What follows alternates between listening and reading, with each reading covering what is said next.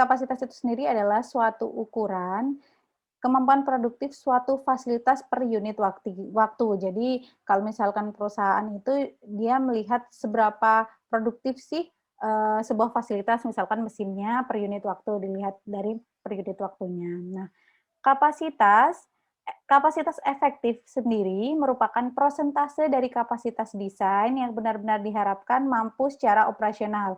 Jadi, kapasitas efektif itu adalah kapasitas yang dapat diharapkan perusahaan untuk menghasilkan berbagai produk dengan model penjadwalan, cara pemeliharaan, dan standar mutu tertentu. Artinya sebuah perusahaan sebelum menghasilkan produk, dia harus menciptakan terlebih dahulu atau merancang terlebih dahulu yang namanya kapasitas. Jadi kapasitasnya dia harus berapa, akan dibahas di sini.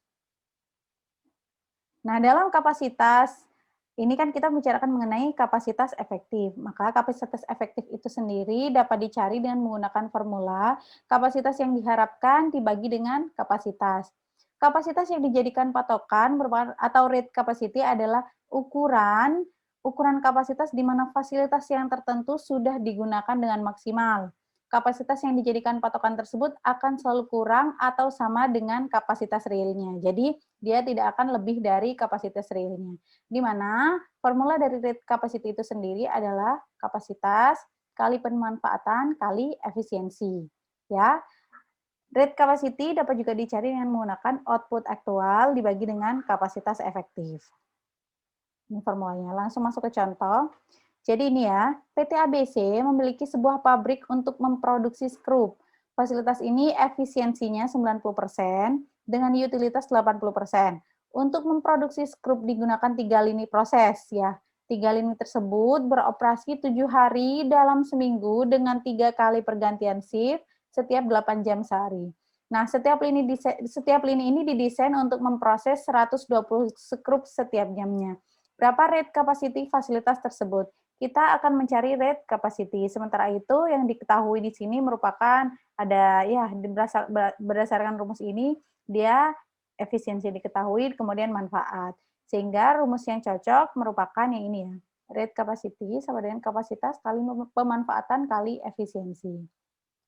Nah, untuk mengetahui dari setiap lini, maka kita harus menghitung terlebih dahulu per lininya. Ya, per lininya ini, jadi per lininya ini ada 7 hari, di mana dia dilakukan dalam 3 kali pergantian shift, kemudian setiap 8 jam sehari. Sehingga setiap lini digunakan, maksudnya adalah berapa jam proses tersebut dilaksanakan atau dalam sebuah mesin, misalkan dalam fasilitas tersebut ya. Jadi 7 hari dikali 3 shift ini, kemudian dikali 8 jam per shift. Hasilnya adalah 168 jam per minggu. Kenapa per minggu? Di sini sudah ada keterangannya ya. Jadi beroperasi dalam 7 hari dalam seminggu. Nah, rate capacity, kapasitas kali pemanfaatan kali efisiensi. Kapasitasnya itu sendiri ini merupakan perkalian dari yang tadi ya, ini ada 3 lini dikalikan dengan 168 jam per minggu ya, kemudian dikalikan 120. Maksudnya ini ya, dalam per jamnya ternyata dia mampu memproduksi 120 skrup. Setelah itu kalikan pemanfaatan. Nah, pemanfaatannya yaitu ya utilitasnya ini dari persen kita ubah jadi pecahan desimal yaitu 0,8, kemudian efisiensinya adalah 90%. Ya, sehingga kita jadikan pecahan desimal itu 0,9.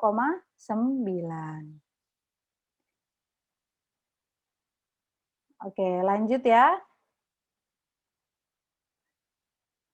Kepencet tadi. Nah, setelah itu kita hitung hasilnya, ternyata diperoleh bahwa rate capacity-nya adalah 43.546 skrup per minggu. Tadi rate capacity itu sendiri apa? Ya, kapasitas yang dijadikan patokan. Jadi, di mana dia merupakan fasilitas tersebut dapat digunakan secara maksimal. Artinya, mesin atau fasilitas tersebut ternyata bisa memproduksi skrup dalam jumlah 43.546 skrup per minggunya. Nah, selain kita akan membahas mengenai kapasitas itu dalam kapasitas ini kita juga akan membahas mengenai analisis break even, di mana biasanya membicarakan mengenai analisis break even itu dia digunakan untuk menentukan berapa jumlah produk baik dalam rupiah ataupun unit yang harus dihasilkan agar perusahaan tidak menderita kerugian. Jadi kalau BEP itu dia sebuah perusahaan tidak akan mengalami kerugian atau keuntungan. Dia akan mengalami titik impas ya, tidak untung atau tidak rugi. Nah, formulanya untuk BEP unit, dia F dibagi dengan P min V, di mana F itu sendiri adalah fixed cost, kemudian P ini harga, dan V ini adalah variable cost. Nah, sedangkan untuk BEP rupiah, ini F dibagi dengan 1 min V per P. Ya, sama ini fixed cost, dibagi dengan 1 dikurangi variable cost, dibagi dengan harga. Sebuah perusahaan mempunyai biaya tetap sebesar $10.000. Biaya tenaga kerja langsung biaya tenaga kerja langsung $1,5 per unit dan bahan bakunya adalah 0,75 per unit serta harga jualnya adalah $4 per unit. Berapa titik impas dalam dolar dan unit? Jadi dia ditanya dalam dolarnya atau dalam uangnya, kemudian dalam unitnya berapa. Nah, langsung masukkan ke formula yang ini tadi ya. BEP unit maksudnya berarti jumlahnya ada berapa? F dibagi dengan P min V. F itu fixed cost-nya atau biaya tetapnya adalah $10.000, sedangkan P-nya harganya yaitu $4, dan variable cost-nya, variable cost yaitu dia biaya yang berubah-ubah, dia biasanya dihitung dari per unit. Ini ada biaya tenaga kerja langsung dan biaya bahan baku, sehingga biaya variabelnya terdiri atas biaya tenaga kerja langsung dan bahan baku. Nah, ini berarti dijumlahkan ya, untuk biaya variabelnya ada 1,5 ditambah 0,75. Hasilnya ternyata 5.714 unit. Jadi, sebuah perusahaan jika dia ingin mengalami titik impas, maka dia harus menghasilkan 5.714 unit. Nah, sedangkan untuk BEP dolarnya, dia F dibagi dengan 1 min P per P. Ya, 10.000 dibagi dengan 1 dikurangi, yang ini variabel cost-nya ya, variabel atau biaya berubahnya yang diperoleh dari penjumlahan biaya tenaga kerja langsung dan biaya bahan baku, kemudian dibagi dengan harganya. Hasilnya adalah 22.857,14 dolar. Jadi perusahaan tersebut jika ingin mengalami titik impas, dia harus menghasilkan 22.857,14 dolar. Sampai sini paham? Paham, Bu. Paham ya. Nah, apabila perusahaan, kalau misalkan tadi ini untuk perusahaan yang dia menghasilkan satu unit produk saja, maksudnya satu macam produknya. Tapi ketika sebuah perusahaan dia menghasilkan bermacam-macam produk atau dia menghasilkan multi produk, maka dia menggunakan rumus BEP seperti ini. Jadi fixed cost dibagi dengan jumlah dari satu VI per PI dikalikan WI, di mana I ini adalah item produk, kemudian V sama, dia variable cost, P-nya itu price sama ya, kemudian W itu adalah persentase setiap produk dari pendapatan total penjualan. Nah, ini contohnya ya, ada restoran McDonald. McDonald mempunyai biaya tetap 3.500 per bulan. Kemudian data lainnya adalah sebagai berikut. Ini ada nama produknya, kemudian harga per unitnya, ini biaya variabelnya, sudah langsung ada biaya variabelnya. Kemudian ini ada perkiraan penjualan tahunan atau unit ya, sudah ada perkiraan penjualannya. Nah, bagaimana cara mengerjakannya ini dia. Teman-teman yang tadi diketahui di sini, kita jadikan tabel terlebih dahulu kecuali untuk perkiraan penjualan ini. Jadi produk, harga, dan biaya variabel kita jadikan tabel terlebih dahulu. Jadi item ada P, kemudian V. Berdasarkan rumus ini, maka kita membutuhkan V per P ya dari masing-masing item produk. Sehingga kita cari. Nah, ini V per P. Jadi V per P maksudnya adalah variable cost dibagi dengan harganya. 1,25 dibagi 2,95. Hasilnya ini. 0,3 dibagi 0,8 hasilnya 0,38. Sampai dengan terusnya jadi 1 dibagi 2,85. Hasilnya 0,35. Setelah itu, ternyata untuk mengerjakan ini, kita membutuhkan 1 min VI per PI-nya. Kita kerjakan, cari lagi. Ya, ini. 1 dikurangi V per P, berarti 1 karena V per P-nya sudah ketahuan, 1 dikurangi 0,42, hasilnya 0,58. 1 dikurangi 0,38, hasilnya 0,62. 1 dikurangi 0,3, hasilnya 0,7, dan seterusnya hingga 1 dikurangi 0,35, hasilnya 0,65. Sedangkan pendapatan penjualan tahunan, karena di sini sudah ada perkiraan penjualan tahunan, maka kita tinggal mengalihkan harga dengan perkiraan penjualan tahunan. Yang pertama, 2,95 harganya dikalikan dengan 7.000, ya. Untuk sandwich kan 2,95, hasilnya ini 20.650. Nah, untuk harga soft drink 0,8 kalikan perkiraan penjualannya 7.000. Ya, hasilnya 5.600. Seterusnya hingga harga salad dikalikan dengan perkiraan penjualan, yaitu harganya 2,85 dikalikan 3.000. Hasilnya 8.550. Nah, ini dijumlahkan semuanya, yaitu 46.300. Untuk persen penjualan diperoleh dari mana? Persen penjualan diperoleh dari 20.650 dibagi dengan 46.300. Hasilnya 0,446. 5.600 dibagi dengan 46.300, hasilnya 0,121. 7.750 dibagi 46.300, hasilnya 0,167. Hingga di sini ya, 8.550 dibagi 46.300, hasilnya 0,185. Selain itu, kita juga harus mencari bobot kontribusi. Ini jangan lupa dijumlahkan juga, hasilnya akan selalu 1. Maksudnya persen ini berarti 1 dia 100% ya. Bobot kontribusi merupakan perkalian dari ini 1 min V per P dikalikan persen penjualan. Ya, persentase penjualan atau W-nya tadi ya.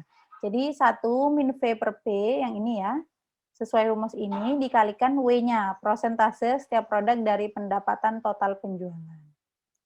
Nih, 0,58 kali 0,446 hasilnya 0,259. 0,62 kali 0,121 yaitu 0,075 sampai seterusnya di 0,65 kali 0,185. Kemudian jangan lupa dijumlahkan hasilnya 0,625.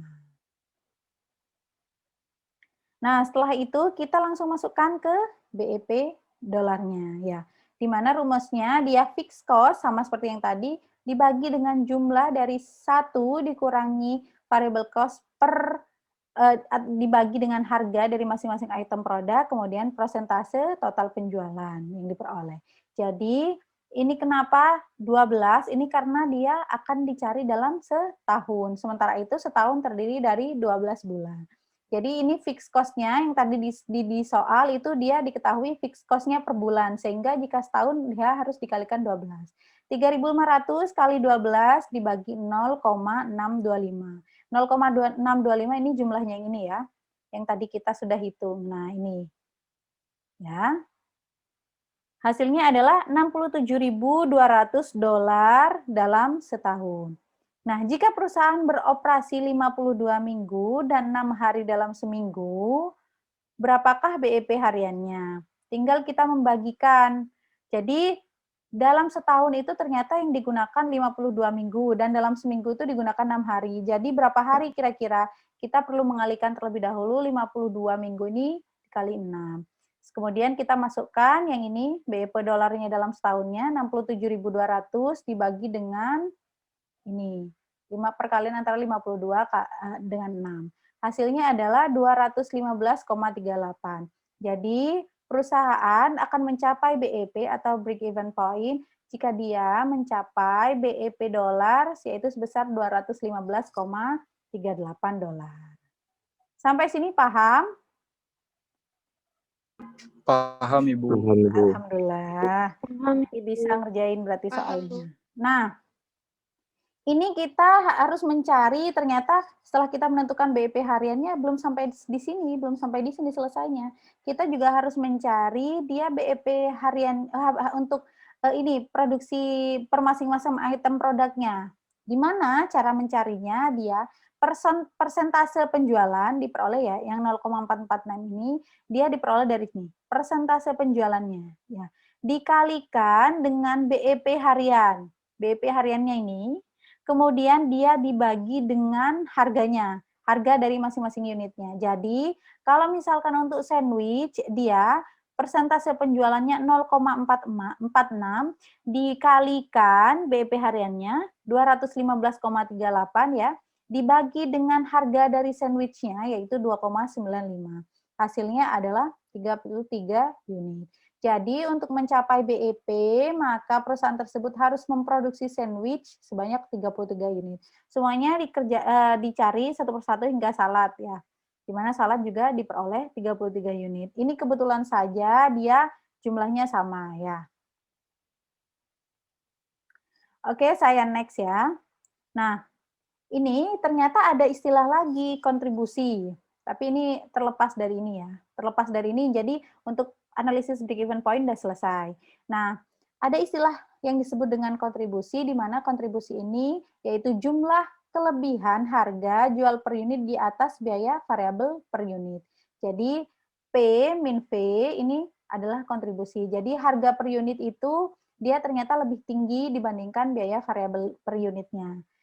Hubungan ini dapat digunakan oleh para manajer operasi dalam perencanaan kapasitas mereka. Jadi biasanya sebuah perusahaan itu ingin mengetahui berapa jumlah barang yang harus diproduksi untuk mencapai laba berapa. Misalkan saya ingin menjual bakso, jadi berapa mangkok sih bakso yang harus saya jual? Sementara saya ingin mendapatkan laba dalam waktu sebulan itu misalkan 5 juta. Nah, itu bisa dicari dengan menggunakan ini. Ya. Q atau quantity atau volume sama dengan fixed cost ditambah laba yang diinginkan dibagi dengan P atau price dikurangi variabel. Masuk ke contoh langsung. Ya, misalkan ini ya. Jadi manajer ingin mengetahui pada volume berapa laba akan sebesar 5 juta. Jika memproduksi produk A dengan harga jual 100.000 per unit, biaya tenaga kerja langsung dan biaya bahan baku adalah 80.000 ya. Kemudian biaya tetapnya per bulannya adalah 20 juta. Jadi dia ingin mengetahui kira-kira volumenya berapa ya, berapa kuantitinya atau jumlahnya berapa ya yang harus diproduksi untuk mendapatkan laba yang diinginkan yaitu 5 juta dengan masing-masing biaya ini. Jawabnya langsung quantity sama dengan fixed cost. Fixed cost-nya itu 20 juta ditambah dengan laba yang diinginkan yaitu 5 juta dibagi dengan price-nya 100.000 dikurangi 80.000. Ternyata hasilnya adalah 1.250 unit. Nah, jadi perusahaan jika ingin memperoleh volume, jika ingin memperoleh laba sebesar 5 juta, maka dia harus memproduksi 1.250 unit. Ya.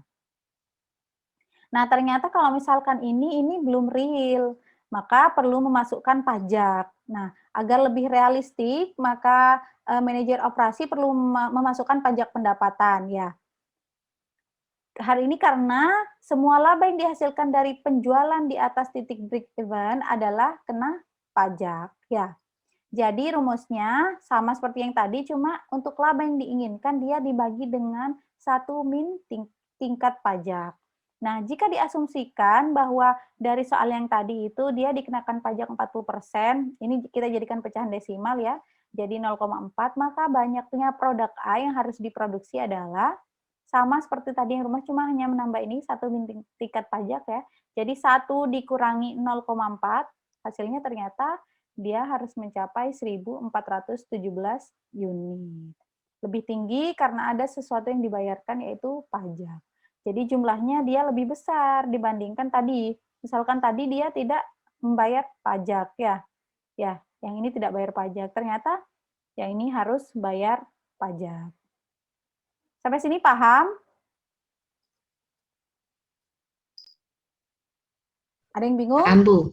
Paham, alhamdulillah. Nah, kita lanjut ya. Jadi dalam perencanaan kapasitas atau perencanaan kapasitas ini, kita juga perlu memahami rasio kontribusi, di mana rasio kontribusi ini dapat dicari dengan menggunakan formula harga dikurangi variabel, biaya variabel ya, dibagi dengan harga, kalikan 100% maksudnya ini ya. Maka dengan menggunakan soal sebelumnya tadi, kita dapat menghitung kontribusinya, rasio kontribusinya, yaitu sebesar 20%. Tinggal masukkan ke formula ini ya. Ternyata ketika membicarakan kapasitas itu kita membicarakan mengenai linear programming. Biasanya ketika linear programming itu dia mematematikakan bahasa Indonesia.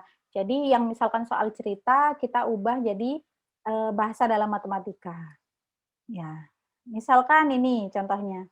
Sebuah perusahaan membuat dua macam sepatu merek pria dan merek wanita. Untuk membuat sepatu-sepatu tersebut, perusahaan memiliki 3 mesin. Jadi setiap lusin sepatu merek pria mula-mula dikerjakan di mesin 1 selama 2 jam. Kemudian tanpa melalui mesin 2, terus dikerjakan di mesin 3 selama 6 jam. Sepatu merek wanita tidak diproses di mesin 1, namun langsung ke mesin 2 selama 3 jam. Kemudian masuk ke mesin 3 selama 5 jam. Jam kerja maksimum setiap hari untuk mesin 1, 8 jam, mesin 2, 15 jam, dan mesin 3 yaitu 30 jam. Sumbangan terhadap laba untuk setiap lusin merek pria, 30.000 dan merek wanita 50.000. Berapa lusin merek sepatu pria dan wanita diproduksi agar mendapatkan laba maksimal? Nah, ini kan bahasanya jelimet banget kan? Nah, kita menjadikan bahasa Indonesia yang soal cerita ini kita jadikan matematika ya. Mematematikakan bahasa Indonesia seperti itu. Nah, kita ketahui di sini bahwa X1 kita misalkan adalah jumlah sepatu merek pria yang dibuat setiap hari. Sedangkan X2 dia jumlah sepatu merek wanita yang dibuat setiap hari. Sementara itu Z jumlah seluruh laba merek pria dan wanita yang akan diperoleh. Misalkan laba, kira-kira perusahaan inginnya minimal atau maksimal? Maksimal. Maksimal. Maksimal, Bu. Oleh karena itu, tujuannya adalah untuk memaksimumkan Z. Ya. Ini 3X1 dan 5X2 dapat dari mana, Bu? 3X1, X1 karena tadi dia pria dan wanita ya, sepatu pria dan merek sepatu wanita, maka 30.000 tadi ini, jadi 10.000-nya kita simpan. 04-nya kita simpan dulu, ini 04-nya kita simpan. Tadi untuk merek pria dia disimbolkan dengan X1. Maka memaksimumkan Z sama dengan 3, ini X1, ditambah 5X2. Sampai sini paham ya? Yang ini batasan. Batasan diperoleh dari mana? Sebelumnya untuk mempermudah kita bikinkan tabel terlebih dahulu. Ya. Nah, bikin tabelnya saya kopikan dulu ya. Ini untuk mempermudah teman-teman.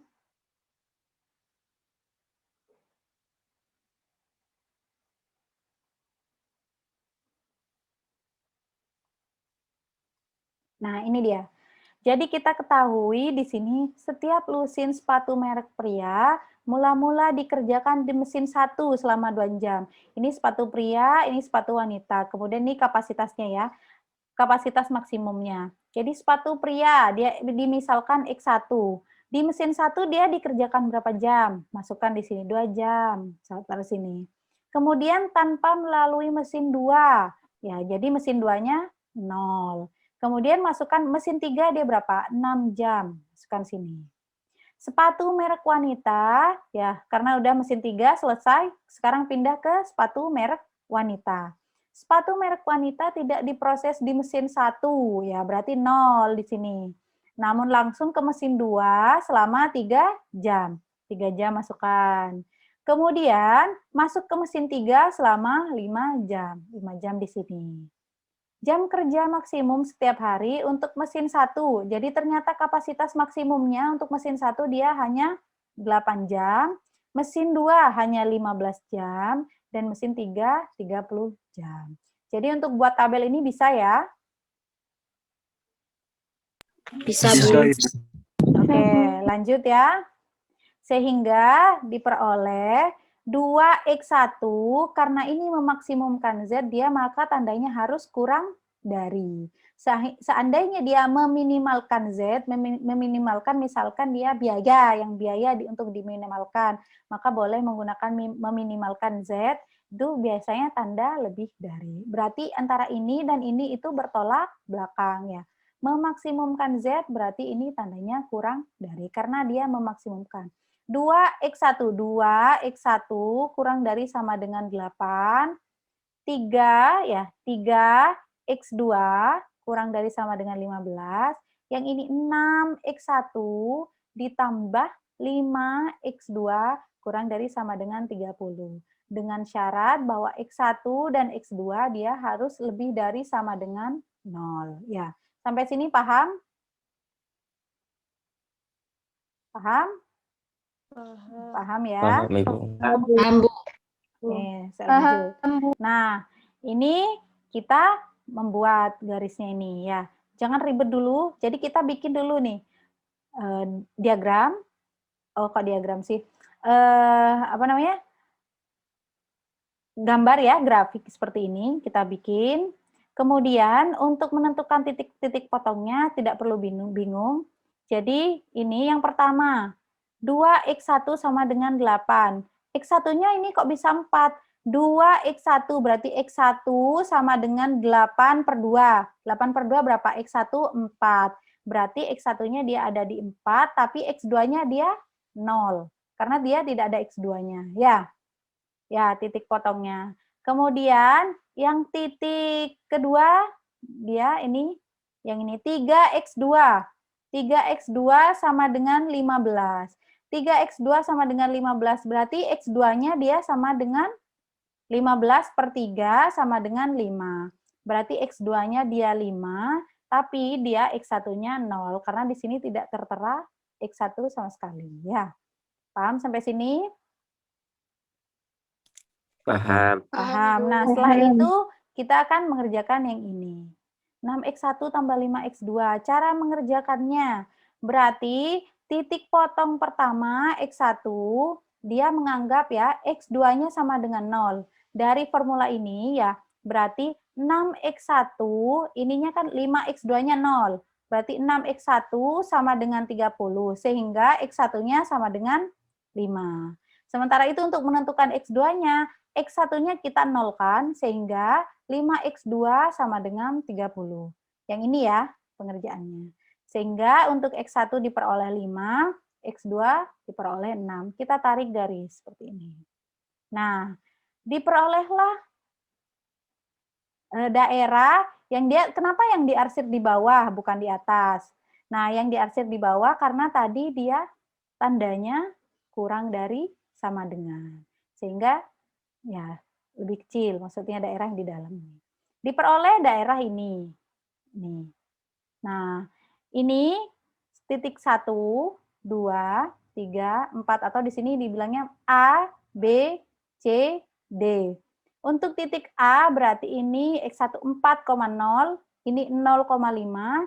Untuk titik B kita akan mencari terlebih dahulu. Fungsinya buat apa? Kita untuk mengetahui laba maksimumnya yang diperoleh dari Z tadi. Ya, titik A yaitu 4,0. 4,0. Berarti dari ini, kan tadi memaksimumkan Z-nya diperoleh 3x1 tambah 5x2. Titik A-nya berarti Z-nya 3 kali 4 ya. X1-nya masukkan, nilainya 4 X1-nya ya. Ditambah 5x2, ternyata ini nilai x2-nya 0. Berarti langsung 3 kali 4 hasilnya 12. Nah, titik B kita lihat, titik B ternyata X1-nya dia 4, tapi X2-nya berapa nilainya? Ini tidak ketahuan. Nah, cara mencarinya kita melihat garisnya ini garis perpotongan dari mana? Ternyata garis perpotongan antara 2x1 dengan garis perpotongan ini. 6x1 plus 5x2. Nah, kita cari titik B. Kita masukkan, ternyata X1-nya ketahuan ya. 6 kali masukkan X1-nya di sini. 4 tambah 5X2. Ya, berdasarkan formula ini ya. Ini menggunakan, jadi memasukkan yang ketahuan X1-nya. 5x2 sama dengan 30, 6 kali 4, 24, ditambah 5x2 sama dengan 30. Ini berarti 5x2 ya, ini bukan 5 kali 2, 5x2 sama dengan 30, 24 pindah ruas, jadi diperoleh 6, x2 sama dengan 6/5, sehingga diperoleh x2-nya 6/5. Nah, titik B, kita masukkan rumusnya berdasarkan rumus ini, x1-nya ini, x2-nya ini, diperoleh 18. Untuk titik C, kita lihat. Nah, titik C ternyata ini. Titik C, X2-nya ketahuan 5. Tapi X1-nya dia nggak ketahuan berapa nih kira-kira nilainya. Untuk itu kita tidak boleh asal, ternyata ini paling karena kurang dari 4, nilainya pasti 1. Nggak boleh gitu. Kita lihat dia perpotongan garis antara apa dengan apa ya. Ternyata perpotongan garis antara ini ya 3x2 sama dengan 15 dengan 6x1 tambah 5x2. Nah, kita masukkan menggunakan formula ini karena x2-nya sudah diketahui. X2-nya sama dengan 15/3 atau 5. Masukkan. 6x1 ditambah 5x2 kan, 5x2 berarti 5 kali kan 5 yang hasilnya ini sama dengan 30. Diperoleh x1 ternyata 5/6. Masukkan ke sini lagi. Ya. 3 kali 5/6, hasilnya ini 27,5. Titik D, langsung titik D mana ini? X2-nya ketahuan, dia di 5, sedangkan X1-nya di 0. Sehingga 0,5. Jadi titik A maksudnya ini X1, X2 ya. Ini X1, X2, X1, X2. Seperti itu seterusnya. Ternyata diperoleh untuk titik D dia 25. Jadi dari semua titik ini yang ternyata paling tinggi labanya ada di titik C. Sehingga maka perusahaan tersebut harus memproduksi sepatu merek pria 5/6 lusin dan merek wanita 5 lusin. Maka laba yang dia diperoleh yaitu yang tadi kita simpan nolnya 4 ya, 27,5 kali 10.000 sebesar 275.000.